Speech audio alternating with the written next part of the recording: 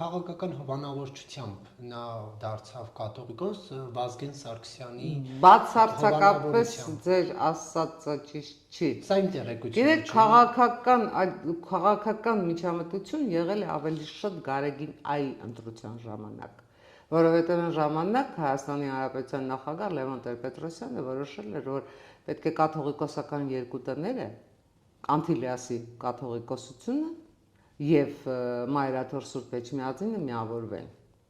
Եվ այդպես թեկնածու հայտնվեց Հայաստանի Հանրապետությունում, թեկնածու հայտնվեց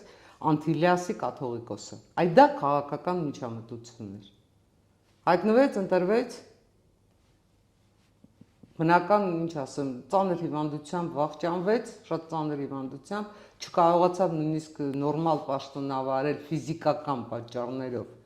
Այ որից հետո ստեղծվեց այնպիսի իրավիճակ, որ էլի թեկնածու էին Գարեգին arczepiskopos Ներսիսյանը եւ Ներսես arczepiskopos Պոզապալյանը։ Նարեկ ջան, ես այդ ժամանակ շատ լավ գործող լրագրող էի, այդ կաթողիկոսական ընտրությունների, նախընտրությունների, այդ ամբողջ քարոզարշավը, ամբողջ կուլիսներում անընդհատ եղել եմ համարյա թե Էջմիածնից Երևան չէի գալիս, բազում հարցազրույցներ եմ արել այդ թվում նաեւ կաթողիկոսի թեկնածուների հետ։ Եվ այդ անցուդարձին շատ լավ տեղյակ եմ, քաղաքական միջամտություն այս պարագայում չի եղել։